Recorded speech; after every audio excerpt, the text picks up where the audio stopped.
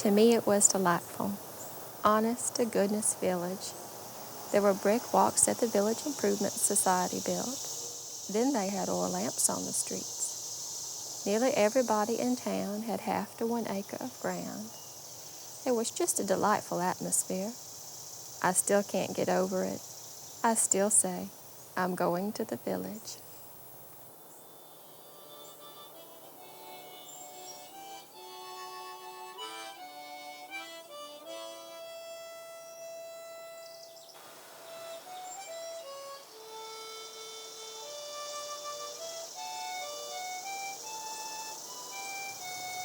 Everyone in Falls Church used to have a front porch. I would love to just sit on my front porch watching the world go by, or just being still.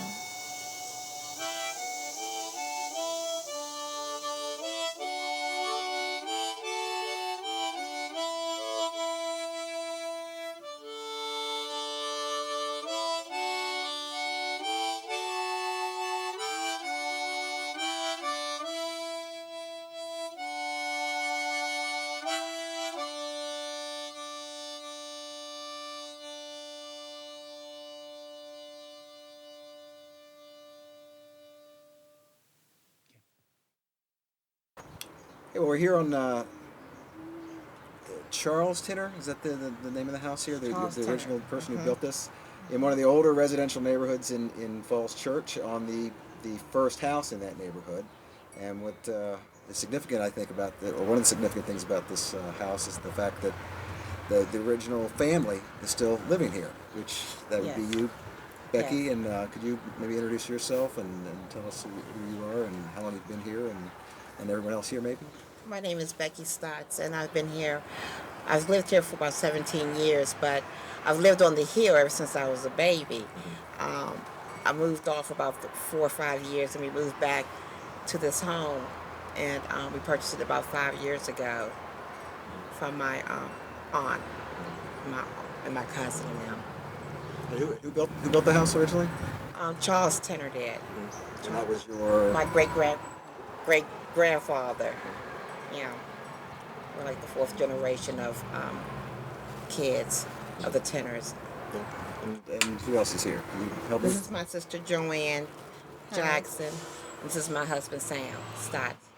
Yes. So this is kind of the gatehouse for this little community. This is actual Tinner Hill. We're sitting. We're on Tinner Hill, or is that Tinner Hill across the street? Is the whole thing? The whole thing is Tinner Hill. My great grandfather purchased this land for all of his kids, even across the street, and with hopes that all of his kids would build their own homes on the hill. And that worked out pretty well. It worked out very well for us. It's a beautiful day to be sitting on a porch, and this is a nice wraparound porch with 3 sides. And because it's a cool enough day, we have to be sitting in the sun, but there's a nice opportunity, I guess, on a porch like this to kind of get away from the sun or get towards the sun whenever. Yeah. On one side you may not get sun, and the other side you will get a lot of the sun. There's a nice breeze blowing by, and we've got a nice view of the property across the street where the Tinner Hill Festival is going to be on the 3rd, correct? Correct. And then they're going to build the monument. I mean, not the monument, but the historical site over there later on. So in fact, we're also pretty much across the street from the monument. So this is a nice little, it's going to end up being a nice little triangle here that you have. Exactly. So when was it that your great-grandfather actually built this? So approximately what year was that? In the late 1800s, like 1890s or so. Was the porch here was this the porch original with the house, or at least in this form? Some of this form, then we modeled some. What do you imagine kind of, we're sitting here just having a conversation. I guess that's been going on for over 100 years now. What important people or important conversations have you think have taken place here? Oh, there's been many conversations taking place. I mean, sometimes you sit here and we've been able to do things that the president couldn't do, sitting on the porch, solve the world and everything. And just sit here, relax, or whatever. Anything can come off, a conversation can come out of this porch. Yes. We had a lot of them. Yeah? It's a nice place for it. Yeah. The house they're going to build across the street, I guess there's no real photographs of that. Is that true, or they're going to kind of go with people's memories and to rebuild that? Yeah, they. Maybe some of those interviews could happen here, and then maybe just kind of sitting over here looking over there might. Probably anybody that remembers that may have been over here as well, and this might be a nice place to sit and think about what it was and what it looked like, and try and bring that form back. Yeah. Which is, I think, a real interesting. It is really process. interesting. And when we were little, my brothers and me used to. They tore down those houses there, but they were younger then, but they were still there when we were kids anyway. Run down, but they were still there. And my father and my brothers them tore down for Dr. Johnson. Well, within the community here now, how many of the Family. Charles Tinner's descendants are still here? Let's see, it's us. My father used to live there. My sister, my aunt, who just died, lived at the bottom of the hill. My cousin lived right next door. The majority of the hill is still family. Yeah. Yeah. Only about 2 houses is not really family now. Well, that's certainly unique to this area because it's a pretty transient area. I myself have been here 7 years, and I feel like I've been here a long time. So Really? you must really feel like you've been here a long time because, in fact, you have. Well, this. Like another sister-in-law here. You got it. Oh, walking up the street just as we speak. So you pretty much see people coming and going. All the time. Yeah. As a matter of fact, when we built one evening from work, she came to visit us before they had their house built, and her and her husband had planned on when they were going to build a house, they were going to build a porch. Well, through the planning, she forgot and eliminated the porch. I guess the process of elimination. She sat on our porch one night, and she felt how comfortable it was sitting on the porch. She went back home and says, "Honey, we got to build us a porch." So now they have a porch on their house now. That's one of the points of this this portion of this series is really just to show how comfortable the porches are and how important they really are to make houses part of the community. And in this case, this is a great spot to really kind of see who's coming and going. And I'm sure you get to really keep track of what all's going on in this little community, as well as you certainly have a view to the rest of the town. Oh yeah. As a matter of fact, somebody here dropping she by. is. How you doing? Yeah. How are you? I was telling her about your planning of the porch that you had eliminated at first. Oh, yeah. Hi, Mark. Hi, I'm Velma. Hi, Velma. Nice to meet you. Nice to meet you. Oh, that's what I've been. Stand up. So, did you sit up here on a nice day like this? I did. Actually, it was over on the swing. And we had just decided on plans for our house. And we had eliminated the front porch. And it was a nice day, such as this one. I had just finished a hard day of work. And Becky served us lemonade over there on the swing. And I just decided that we had to have a porch. It was just a nice way to end the evening. Yeah. The breeze blowing. Is your porch open onto the street as well, or? No, it sits back off of the street, but we get a nice view of the woods. Nice. Yeah, like we were saying, one of the purposes of the show is to kind of just talk about how nice porches are and how important they are to houses in the community, and we're really talking about how unique this area is, and that all the families, it's pretty much the same family that lives here that started out here. Yeah, it really brings back a lot of memories for me. Growing up as a child, we always had a front porch, and families kind of gathered there on the weekends and after dinner, conversation, jokes, secrets. Yeah.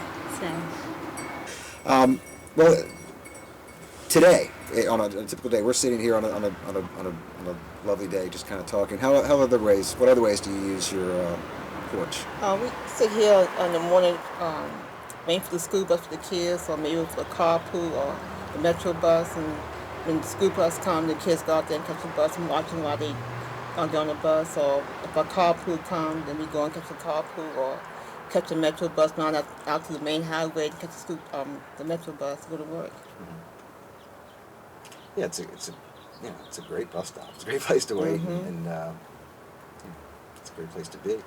And I appreciate you all having me here and letting me share this nice day with you. And again, it's just I'm really taken with the fact that you all are still here and the porch is still here, and it's been real nice being by. So thanks for having me. Thank you. You come back again. Okay. Bye-bye. Bye-bye. Bye-bye.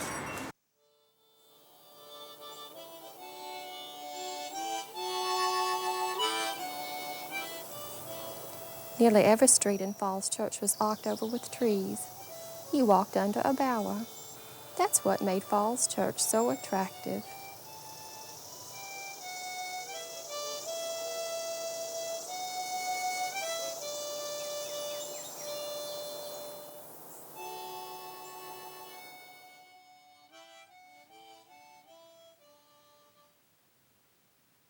Well, Barbara, we're here on April 28th, and we are following in the footsteps of Elizabeth Stiles' teachings by walking under the bowers. And today we're under the bowers of a dogwood, and today we're going to be talking about spring blossoms on trees in Falls Church. And we got the dogwood. What do you know about the dogwood?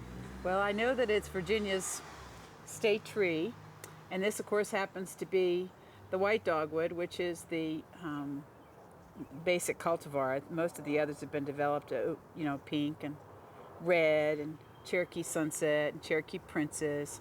But the white dogwood is known as a state tree, and it's so widely planted and naturalized in the state that it should be the state tree. Well, there are many different kinds of dogwoods. You have, there's a number of them around us. And this on April 28th is now past prime. It's got some browning on it. So is this a good time for them to bloom, or is this a little early or It's a little little late? early, and those dogwoods are pretty year-round. They have beautiful fruits, red fruits that the birds love in the fall, and the foliage gets a really pretty, dark. It turns red and then sort of a burgundy color, and then drops and then leaves the berries, which is very lovely. Now, I've seen some pink dogwoods Yeah. too, and so those are cultivated also. Those Yes. aren't natural. I mean, those No. aren't native. Those aren't native. Now, there's a problem with these. With this, was it anthracnose? Anthracnose, right. Is that? How do you think this tree's doing? Well, this tree one has had some pruning done, and it looks like it could use a little bit more, but it seems much more vigorous than it was years ago. Okay. Do you think it has the anthracnose? No, Oh, good. no. So Usually you'll see a lot of severe dieback that's fairly concentric on the trees, and if they're in a wooded setting, it seems to spread faster well, if, because they pass from one to okay. another. So if you plant a dogwood in the sun, you're more likely to have a Exactly. healthy tree. Yes, sir. Okay. Yes, okay, sir. that's interesting. Okay, good. Well, why don't we go look at some other trees? We, you and I went out on April 1st, April Right. Fool's Day, because that's when a lot of the trees in Falls Church are in full blossoming. And one we saw was over on Marshall Street. Let's go look at that, and that's the crabapple. Right. And what do you think about those flowers? Aren't they? Oh, they were spectacular. The beautiful red, pink tones all mixed together. It was just lovely, really full and lush. Yeah, that was one of the most full ones I've ever seen. Now, the trunks were kind of interesting. They have all these trunks. They're all intertwined. Those flowers are only out for a very short time. Yes, and we've had a long sort of rainy season with heavy rains coming in. Of course, that batters the blossoms, and they last even less period of time when they have that much rain. Well, until you showed that to me, I didn't realize that tree was even there. Right. I must have never driven or walked down that road during the few days those blossoms out, because I would have noticed. Right.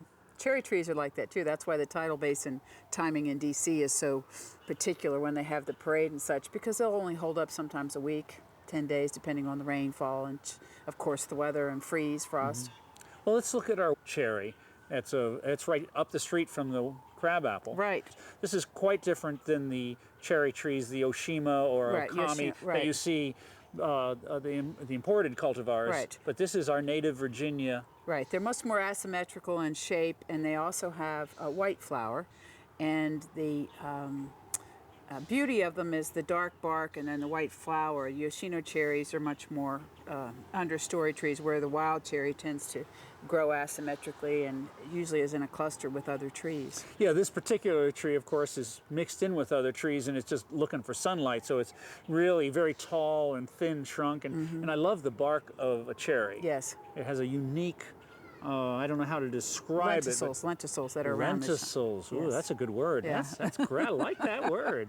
Lenticels. Whoa. It sounds like you can eat them, Yeah. lenticels. That's great. A lot of people, it grows in almost everybody's yard. If you don't mow your lawn, during That's a certain right. season for about 2 weeks, all of a sudden you're going to have cherries growing up because they That's like correct. to. And then people just mow over them, or they think of them as junk trees, but they're one of the prettiest trees, and Right. they just grow like a weed around here. Mm-hmm. Well, let's go and look at the ones right down the street. Let's look at the redbud right at Tripp's Run. I love that tree. It's one of my favorites because it's so beautiful. Again, it's one of the perimeter trees in the forest, and usually you'll see them in companion plantings with dogwoods, and they're just lovely together. So the redbuds generally bloom a little earlier, I guess? Yes, but often because the dogwood blossom is so much more complex. I have Okay. one redbud blossom yeah. here, which it's almost pea-like in appearance, and does it's look like very a pea, it's yeah. very close to the twigs on the tree, and it will just be in big clusters, so it almost looks like someone just spray painted or flowered the tree with Yeah. with these as you would shake and bake sort of thing. Well, I've never seen any other trees. I'm sure there are. I've just never seen trees where flowers come out of the bark like that, and they're not at the place where the leaves come out. And Right. so it's totally different Right. from where the leaves come Right. out. And it's just, it almost makes me feel that the leaves aren't going to make it. But all of a sudden, as soon as the buds go, here come the leaves out, and Right. and they're beautiful leaves too. And along with the crepe myrtle tree, I probably get a lot of requests like, is my tree dead? Is my tree dead? Because they don't do anything before these appear. I mean, Okay. there's just a little nub that comes out, and then all of a sudden you have a blossom when we have a nice okay. warm spell. I think that was, let's see, the redbud was somebody's favorite tree, like George Washington or somebody. I forget. One of those founding fathers' favorite tree was redbud. I can't Yeah. remember which that was. The now this particular redbud is growing right out of the concrete at Tripp's Run. I mean, this is one tough tree. That's why it's a native. Yeah, I mean, whew, I couldn't believe it. Now, we have some beautiful ones all around town, and everybody notices the tree all of a sudden around April 1st when these buds come out, and then they kind of forget about them when they turn green. And most people don't know what it's called, but it's, that tree that has a beautiful... Heart-shaped leaf as Yeah, well, yeah, and it that's right. has a beautiful, they have a low canopy, so they're wonderful for sort of like a natural screening. The birds like to sit in them. Yeah. They're great trees. Okay. Well, then if we go back up to TJ in the front, they have something called saucer magnolia. And let's look at these flowers here. These are past prime now. Right. And this is, remember, April 1st. And so it's past prime, and they're not looking quite as good. So you got to get these in March. Right. And these are quite beautiful. Yes, but often with saucer magnolias and the stellata magnolia, which is the white flower, the saucers usually are shades of pinks to lavenders and purples even. But they have a problem because their buds get really swollen. We get a nice bit of warm weather, they swell some more, and very often they get frost damage because we'll have a freeze or a so frost. early, sure. Yeah, so a lot of people get very disappointed, and it's a great year if you can get your star and saucer magnolias to really show and bloom and open up wide. And it's I can't remember the last year that we had the saucer magnolias really full and lush. If we have an early spring, it's usually a time when we have that frost damage. Okay. A lot of people, when they think of magnolias, they just think of the southern magnolia, the big The evergreen, grandifolia, yes. But there's so many kinds of magnolias. Yes. There's people whose whole lives are based on magnolias. Yes. And by the way, there is a newsletter on magnolias. That's all it's about. I saw that once. Let's go to over to Cherry Hill Park and look in the parking lot there at the serviceberry or shadblow. Look at Great these. trees, Whew. great trees, wonderful low understory trees, and the beautiful thick white blossoms. And the shadblow was for when the shad would run, and the Indians called it shadblow, but most people nowadays I think call it serviceberry. That's right. And it is a native tree to this area. Well, when they wanted to redo the parking lot and there was a big uproar in town, I think that's one of the big reasons is because those service berries and some other gorgeous trees are right there, and everybody realized it would turn into like a supermarket parking lot. And Right. these service berries here are so appreciated by the town. Yeah, They have a they're good fruit they're on there, really don't they? stunning, yes. September, is it September or? They actually will fruit yeah. very, that fruit will develop, and then it depends again on the weather, but August, September, and then the birds really appreciate them. You can make a wonderful jelly. Ooh, oh, yum. Well, let's quickly look at two more of the spring beauties, you might call. One is the Japanese red maple. Now, this is Right. obviously an exotic, but look at these, the flower and the leaf comes out at the same time, which is unusual. Right, and you have the different sort of tones of the burgundy to the pink, and then the beigey colors. It's very warm and beautiful, and it's stunning against the bright greens that come out in the early spring, the lawns. And so it's a really favorite tree of many homeowners because of the color, and Right. it stays all summer. Yeah. Ooh. Well, let's close with the hop hornbeam, a tree most people don't know, though. Stria virginiata, a native tree with a rough-barked ironwood, I guess it's called. And we saw that tree, where was it? Oh, that's at Cherry Hill, right next yeah, to the right at Japanese, Cherry Hill, right near right. the police department. Right. And these catkins. Yeah, they were beautiful color mix of, Yeah. they were sort of warm tones. It would be hard to describe. I never noticed those before. I mean, I saw the catkins. I never looked closely until we went up there. We're going to have a color alert. A color alert. Okay.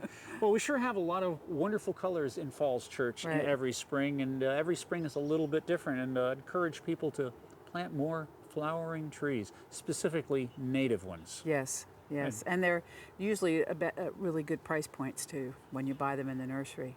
And to look for really healthy trees that have a nice balanced crown on them, crown being the upper portion of the Okay. tree.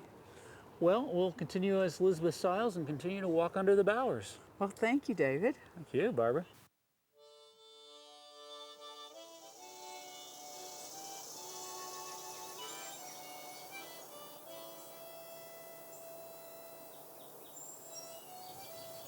Uncle George used to take me down to Mankin's Notions and Dry Goods, a corner store at Broad in Washington, where the office building is now. She always had candy, which was something we couldn't have at home. It was a great treat for me to go to Mrs. Mankin's store and have those marvelous penny candies. Uncle George used to carry me down to the store and get them for me. Mother didn't approve, but he did it just the same. I enjoyed it.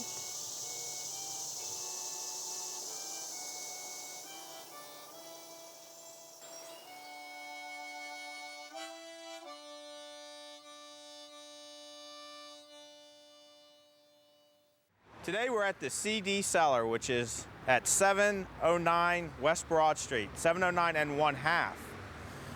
Well, actually it's 709B, but you'll see.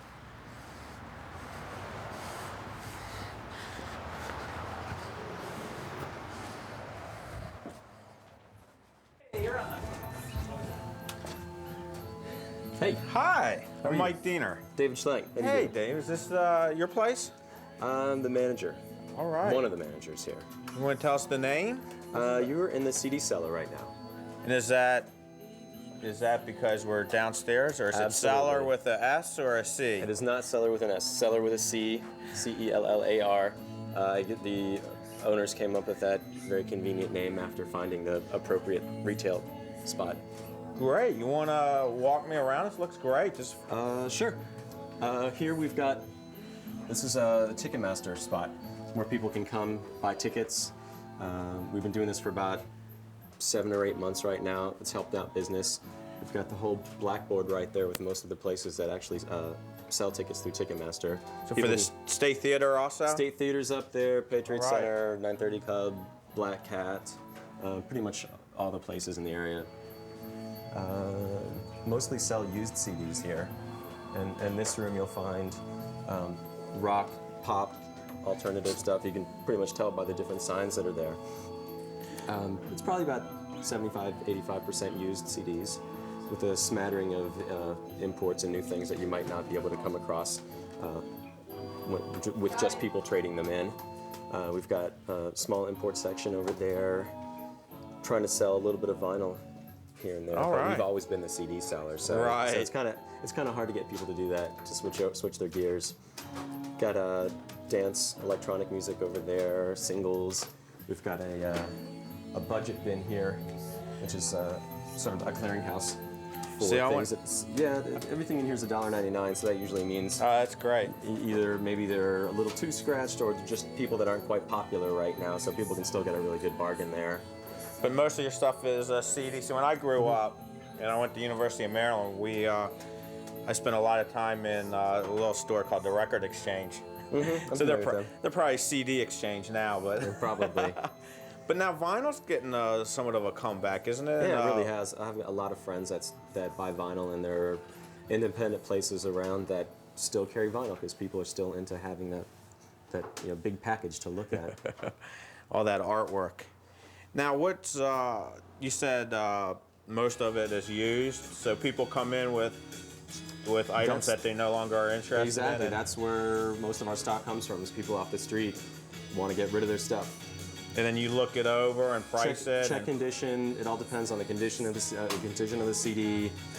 We price accordingly to how popular it is, how many we already have in stock.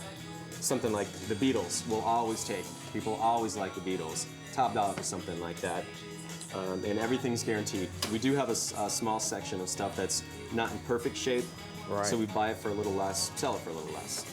What's some of the hottest items right now? Do you guys specialize in like a certain area? No. All across the spectrum. In here, it's mostly pop and rock. In the other room, we've got classical, oldies, country, bluegrass, gospel, contemporary Christian, jazz, everything else. So, I mean, specialty, I guess, would be rock, but we have to know everything about all types of music as well. Right now, anything that's really popular is top 40, stuff that's really big with kids, and then the classics. Yeah, I see some of these. Got some alternative things. Yeah. Patti Smith, Sex Pistols. All across the board. And the imports. What percentage is the imports? Real small, maybe 10% or something like that, because there's still things that are released overseas that you can't get over. You just can't get in your normal shops. So we'll order those special singles, Japanese versions of albums. Cost a little bit more, but it's kind of cool. Now the people that come in to shop here, this isn't your normal CD store. People seem to tend to take a lot more time looking for items. Is that a true statement?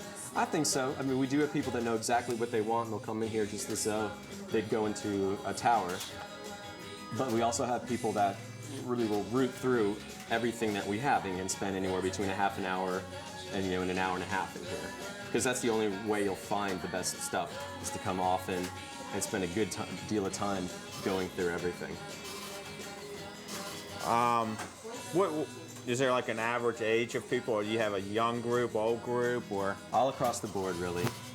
There's a good group of kids that shop here, equal group of people my age and all the way up. And since we sell all types of music, we can sell classical to people in their 60s or 70s, country to their people in 40s and 50s, all across the board.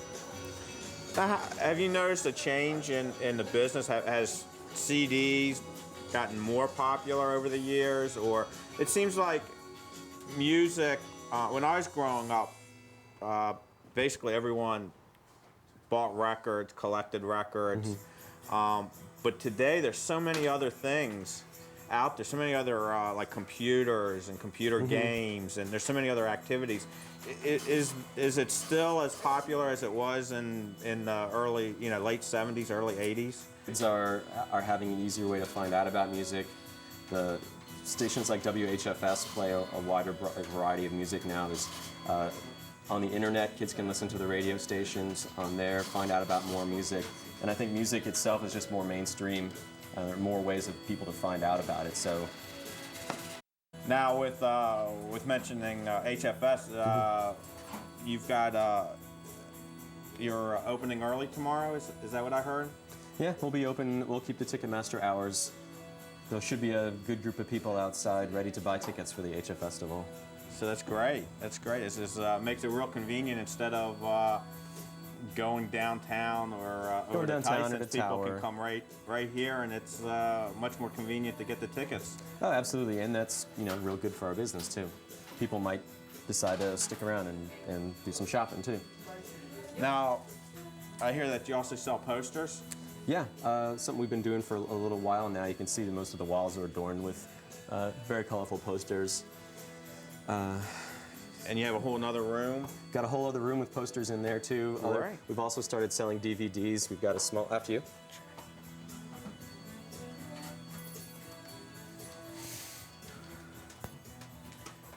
We've got a little lounge area that's kind of messy right now.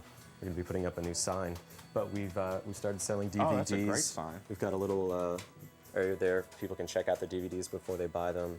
All the posters on the walls are mostly for sale. And eventually we'll get something done with this Coca-Cola machine. What do you, is CDs, what's the technology going towards? Is CDs still going to be around for a long time? Or I hope so. We've gone from vinyl that was around forever to, kind of to, 8-tracks that went out, and then cassettes, and now CDs are real big. What do you foresee coming down the road? Is there any? Nothing's popped up yet that I'm familiar with. The DVDs were the next technology that we tried to get a hold of. But so far, this seems to be the best format. People thought that one of those little cassettes, little digital. Oh, I can't yeah, I remember forget those what things the are called. names Thought that those were going to catch on, but they never really seemed to. And hopefully, this will last us for quite some time. Yeah, because you don't want to change your name. Nope. Now the different age groups go for different music. What's the most Absolutely. popular music right now with the Pop, younger group? rock. There's the whole heavy metal rap crossover style of music that's pretty popular. What's your favorite? When I started working here, I was forced to open my minds to a lot of different kinds of music. So there's still things that I've listened to since I was a little kid, like Black Sabbath, but there's a lot of other groups and artists that I'm actually into these days. Yeah, you even saw your international items and your reggae music. I mean, you've got an excellent selection. You're located right here on West Broad Street, but it's a little difficult for people to find. Can you kind of give some good directions how to get here? It's probably, if you're flying down Route 7, yeah, you might miss it, but it's probably one of the easiest places to get to because we're right off of 66. 495 isn't too far down the road, and we're right across the street from the only Burger King in all of Falls Church. Oh, we all know where Burger King is, Right and we all across the know with Falls Church Finest that you can't fly down Broad Exactly. Street. So we're all going our speed limit. That's exactly. So come on down and visit the CD Cellar with a C. Thank you.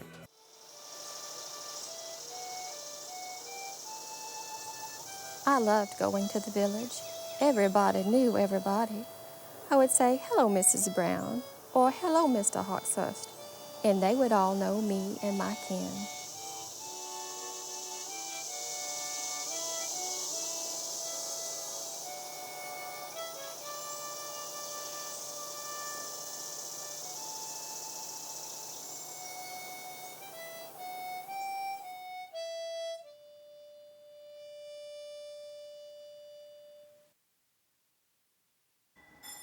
What's that? Oh, that in itself is very exciting. That is the grandfather clock. Oh. It was built in 1810. And my godfather gave it to me as a gift, and I've never had it working. I've had it since the 60s. And I finally took it out to Vienna to the clock shop. Oh, yeah. And they kept it a year and a half because it's all wooden works. And he had to hand make all the little wooden spokes. And it's now cool. running. Did And I'm- Mr. Donnelly do that? Because he works out there. Donnie, yeah. Yeah. Yeah. Yeah, that's great. And then Yeah. he He lives came- here in Falls Church. Did he? Does he? Yeah, right, yeah. Oh, well, he brought it here, and he installed it and showed me how to work it. That's great. I'm thrilled to death. That sound, I mean, Oh, yeah, it didn't sound since like... 1960, you know, Yeah. almost, well, I got it about 5 years after I moved in here, we got the clock. And it's been sitting there all that time on the landing, looking lovely. but no sound. And now it Well, that's a great ticks. sound. It doesn't sound like a normal, not normal, No, the kind of I know. grandfather clock I'm used to But hearing. this is what's wonderful because that's great. it's so primitive. And, Right, yeah. I thought somebody was at the front door, right? Yeah, and I'm absolutely thrilled. I've had it a month now. I have to remember to wind it every morning. Feed the cat and wind the clock. Well, Midge Wong, you're one of the familiar faces of Falls Church, and you've been so for a few years. And we love familiar faces around here. Okay. And tell us, when did you come to Falls Church? I believe it was 1963 when we moved in. Now, who are we? We were 4 generations of a family, which is kind of neat to be in It's a incredible. house that short period of time and have 4 generations. My grandmother in her 80s, my parents, and then my family, including 2 little boys, 3 and 4 years old, and a pussycat. Oh, okay. Well, 4.5. Yes. Why Falls Church?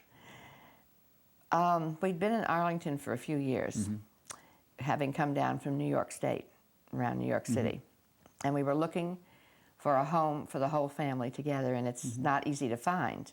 Yeah. And we also wanted something historic. We were all history-oriented, the whole family. And we looked, and we looked, and we looked for 5 years. And we drove up and down these streets and showed our realtors, this is the kind of a house we want. And we got a call one night saying, that house you drove by and you liked went on the market today, and you better get out here tonight and look at it. Now, this house was not in grand condition when you got it, was it? No, it wasn't. It was being sought by developers who wanted to sort of slap some paint on it and sell it quickly. And it had been, during 1940s, had 4 families living in it and 2 factories in the cellar. And it still sort of looked like It wasn't that when we the bought it. proverbial glue company, was it? No, It was foot salve, and we actually found in the one of basement. That's good. We found one of the little tins under the That's great. floorboard, That's so I've great. got the tin. And also, a young man presented himself from Southern Exterminating Company and asked if he could have the termite contract, and subsequently worked for us till he retired. And he had been here as a young boy, helping to pack those salve tins in the cartons for delivery. And lived to talk about it. Yeah, Right. and came back, so that was kind of neat. Well, now, this house has quite a history. We're not going to really go into it, but this, how many rooms does this house have? If you're counting the basement, which we have restored, about 22 rooms. 22 rooms. That's of varying sizes. Has to be the most rooms of any house in Falls Church, I think. And also, this is the oldest remaining house in Falls Church, right?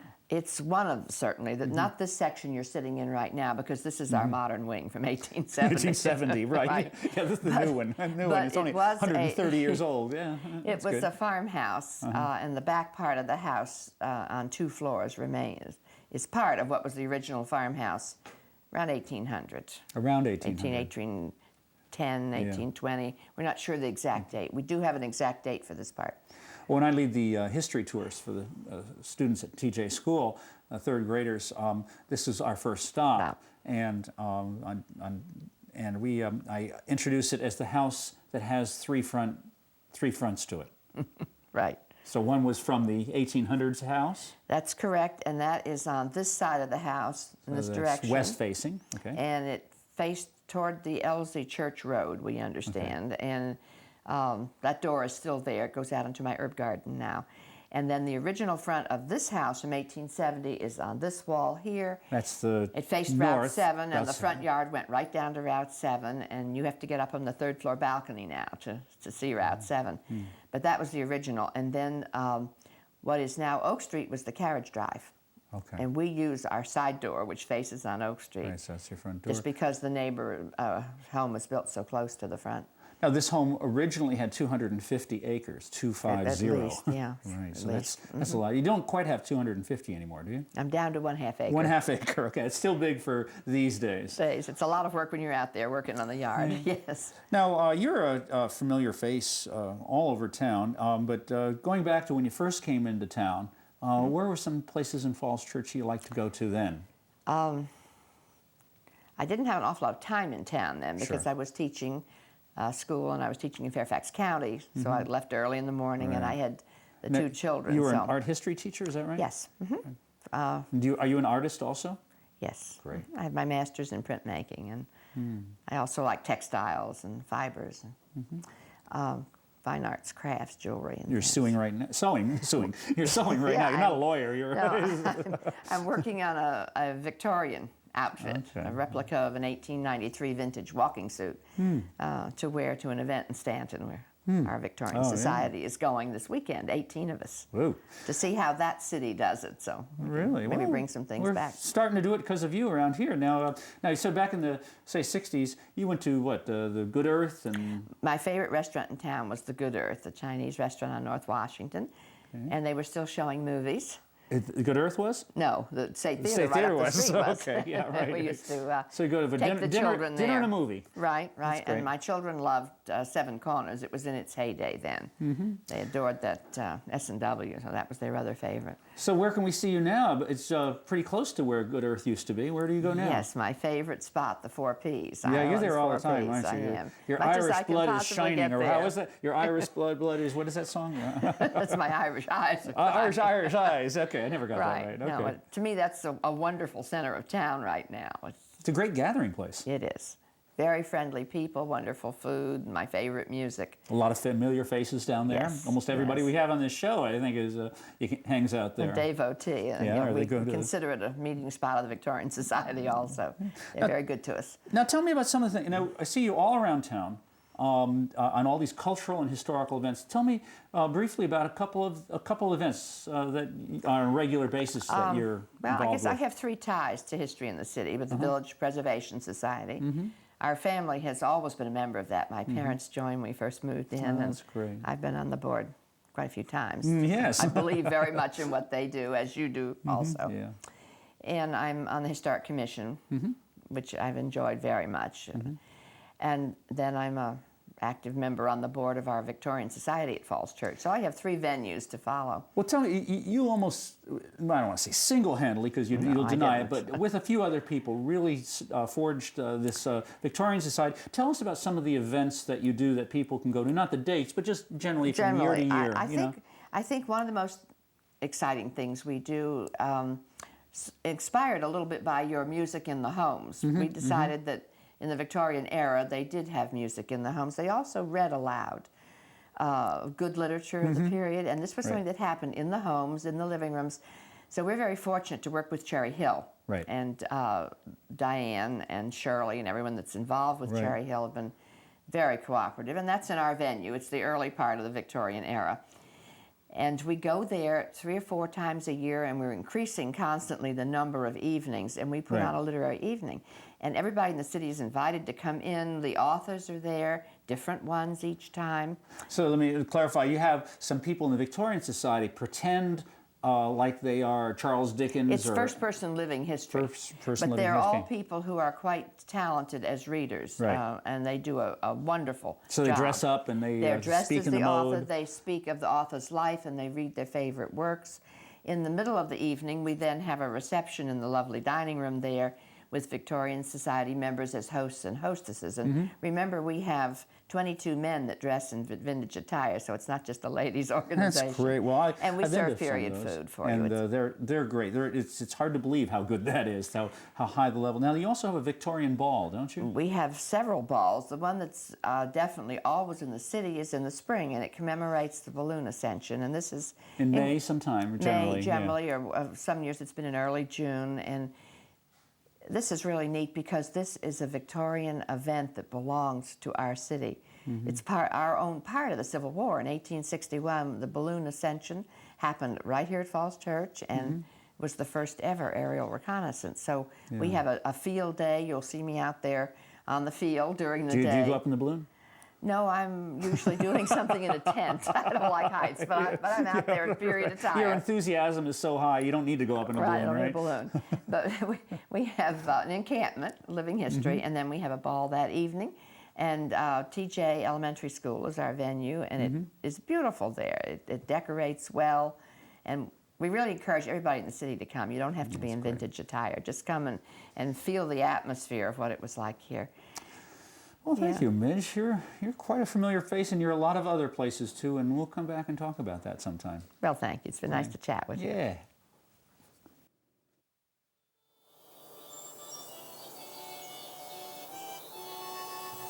I heard music everywhere in town. A lot of folks had pianos and other instruments in their homes, and I could just walk up and down the street and hear people playing pianos and violins and singing. Some fellows were always sitting on the front steps of the stores down by the crossroads playing harmonica. Of course, there was music at church on Sundays and Wednesdays. A band always played at town picnics. One of my favorite things was dances at the Oddfellows Hall.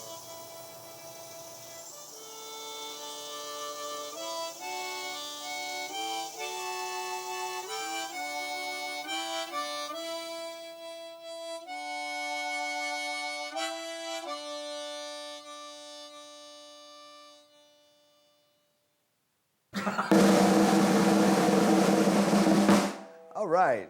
Ladies and gentlemen, we're in Falls Church City. There really is music everywhere.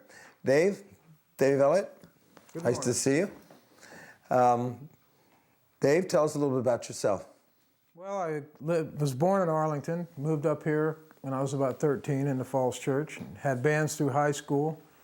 I used to play in the music room, in the hall in front of the music room before school for a few months. That happened. That was a lot of fun. Great way to start the school day. Made everybody happy. People dancing at 7:30 in the morning. It was great. And then after high school, I had a couple part-time jobs here and there doing, pumping gas, stuff like that, but I couldn't stay away from playing. I come from a musical family. My dad played sax, my mom plays keyboards, and I just loved to play, and always was playing somewhere. You know, our audience doesn't realize just how hard you have to work to be a musician. Tell us about some of the groups you've played with. Who have you performed with? Well, my first band that I can remember was the Apollos, and we started that with some friends of mine. And I had a homemade cymbal, one snare drum, and it was just three of us, and we'd play little private parties. How do you make a homemade cymbal? Well, there used to be potato chip cans about this big, and I won't mention the name. I don't know if they're still in business or not, but I took the lid off, poked holes in it, and put little rivets in it so it would rattle real good. And I made a little homemade stand for it, and that was my cymbal. And was that with the Apollos? Yes, that was the beginning of the Apollos. Did you say you'd seen some of the tapes from the Apollos?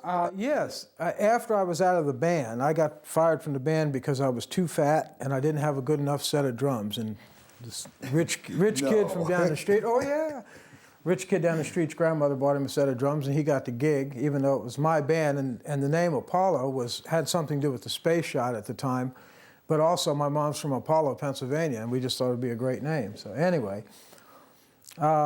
somebody in Jersey's putting out albums about local bands all across the country, and I just live in D.C. or live at D.C., something like that. He sent me a copy, and there's a little paragraph about us and an interview with me and some of the other local bands around town. And I thought that was interesting because I didn't even know anybody knew who the Apollos were. Who else? Let's go. Who else? Who else were we playing with? Well, at that time, that was it. But then I started playing in a club down on Route 1 in Woodbridge, and I thought I was doing great. I was working 7 nights a week, making $12 a night, drag racing my car on the weekends, and I was sitting on top of the world. I thought, hey, man, life is great. And our guitar player wrecked his car, and Danny Gatton and Billy Hancock were auditioning drummers, and Billy knew the club owner where I was playing, and they came down to fill in while my guitar player was in the hospital recovering from his accident. And I played with him for a week. Billy said, let this fat guy here play with us for a week, because they were looking for somebody. And they hired me after a week, and I went from hillbilly heaven on Route 1, not knowing a damn thing about what I was doing, to playing with Danny Gatton, one of the world's greatest guitar players. And I was so naive at the time, it didn't scare me. It was quite easy because he played correctly, and I was playing too busy. And he taught me how to play right. He said, you're doing all the right things, but you're playing too much on top of it. And it was actually easier playing with him. There are educational videos out there now. I'm not sure that when he was around that they really were popular, but they sure sell a lot now. Yeah. Can you show us some styles? I know it's kind of tough, but can you show us some differences in, say, blues or? Most accomplished musicians feel that if a drummer doesn't know how to play a shuffle, he's pretty much useless, which doesn't go across the board, but that's a pretty fat statement, and it covers a lot of territory. And there's several shuffles. There's Chicago blues shuffles, there's New Orleans shuffles, and there's St. Louis shuffles, you know, and they're all a little bit different. A Chicago shuffle, I don't have any cymbals here to work with, but similar to that, and you do the same thing on the ride cymbal or the hi-hat, the same riff, which is called a tight shuffle. Then there's a swing shuffle where you play a swing beat on the ride cymbal or the hi-hat, which would be like da da da da da da da while you're, and that opens it up a little bit. It's called a swing shuffle. And the other one, like I said, was a tight shuffle. And then there's other blues shuffles that don't require that type of riff. It's just a 2 and 4 on the snare drum, and the bass drum does most of the work. Gives the bottom to everything. The bass drum is more like dum dum dum dum dum dum dum dum, and so on. You're playing triplets on the hi-hat or the snare or the ride cymbal when you're doing that, and that's just a few different shuffles. And there's more than that, but I don't have time to go into all that stuff. Well, I know I've got some of your CDs in my store. Tell us, are you available? Are you performing with a group now, or what's your status? I play with a band called Jackson Street. Right. It's a rhythm and blues, and it's Jackson Street, like in Falls Church City. Yeah, like in Falls Church City, where Seriously? Schumann Recording is located, and that's how we got the name. I play with Scott Schumann. He's the lead guitarist and singer and writer for the band. And we play down in St. Louis, and we're basically just getting started, but it's a good nucleus there. We're working on a new CD that sounds real good, and it should be out fairly soon, within a couple months. It's really great, and we're going to hear about you. That's the neatest part. We're all going to know it. Yeah. What else? Well, as far as people I've played with and bands, I've played with Les Paul, from Les Paul and Mary Ford, for those old folks that remember. Are they still living? Huh? Sorry? Are they still living? Mary Ford's dead, but Les is still playing in New York once a week. He's got arthritis real bad, but you owe it to yourself, if you're a guitar player or just a musician that appreciates real talent, to go see him sometime. It's hard to get in. It's sold out every week. But he came to see Danny and us back in the 70s, and he hired me to play drums for him when I wasn't working with Danny, and that was quite an honor. And I also played with, let's see, all kinds of people.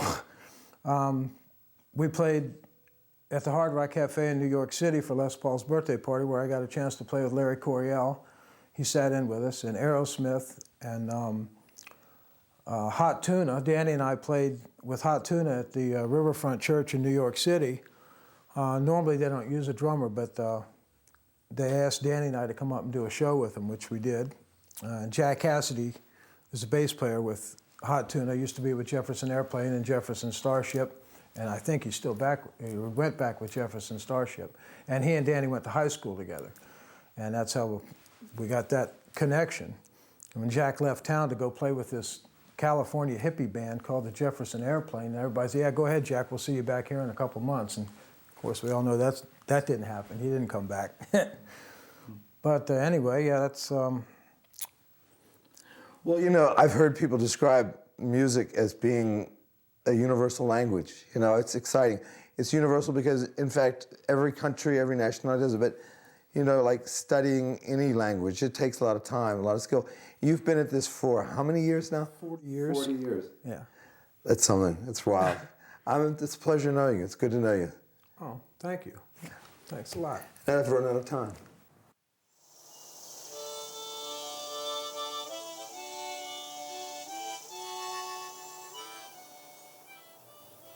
Sometimes I would walk to and from the village along the roads, but I loved to walk the trails and alleys behind houses, through fields and woods. It just seemed more special.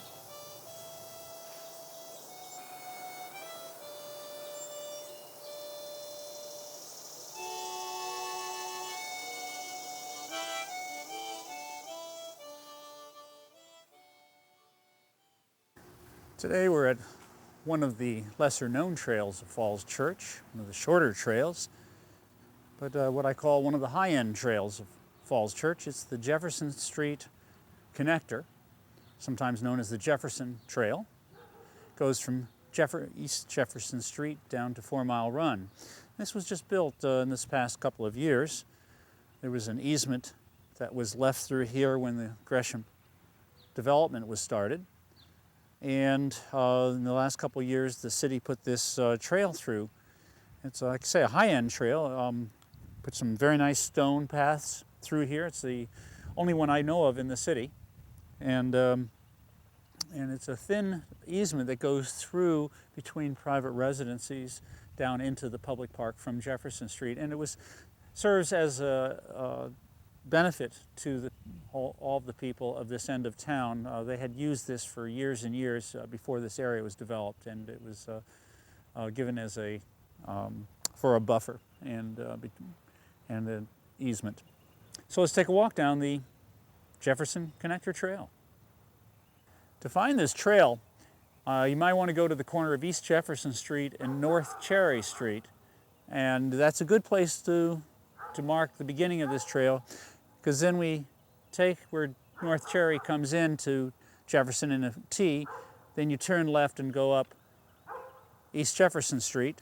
After we turn left on the East Jefferson Street and walk past the first home on the right, between the first and the second home is the Jefferson Connector Trail. As we're walking down the trail, you see that this rock is a very nice rock. It's indigenous, actually not to Falls Church, but just across the river. And the city spared no expense here and did a great job. Now, there's quite a few trees that were planted alongside, along with some native shrubs. We have dogwood here and some summer sweet. And we have a nice, beautiful tree that was preserved here. It's looks like a pin oak, I believe. It's of the red oak family. And it's a gorgeous tree. The leaves are just coming out now in the end of April. And we'll walk under that. If you come back in about another month or two, you won't be able to have any sun get through that. They've done a lot of buffering here with pine and hollies here. They're quite nice on the left. And as we go around the corner now, a lot of nice plantings along here. And you have to watch your footing on this rock, because it's if you're paying too close attention to all the flowers and the shrubs and the trees, you might not step on these rocks correctly. Now, two very interesting trees right here at this bend. The one right in front of us looks like a giant white oak. That's an ancient one. That might be 300 years old.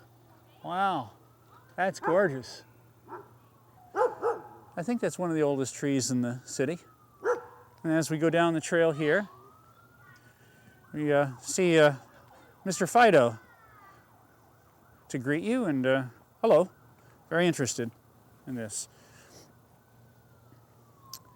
Coming around the corner, you're going to see some other evergreens that are still here, and you see a nice meandering path as you look down the trail. You see it looks like a stream going down. And there is a lot of problem with erosion here, and there's some step-offs. But this was designed by Shirley Street on the city staff to look like a stream going down to 4 Mile Run, and she did a great job. You can see there's a sign down there that says no bicycles. This would be quite an unfortunate bike ride, I would say, if somebody tried to do that.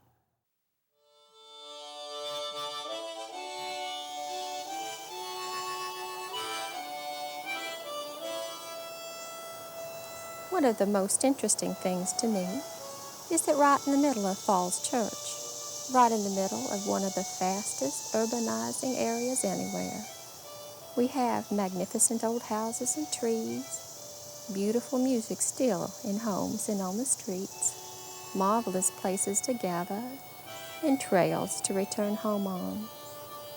It makes me wonder why these wonderful qualities of village life remain here in Falls Church.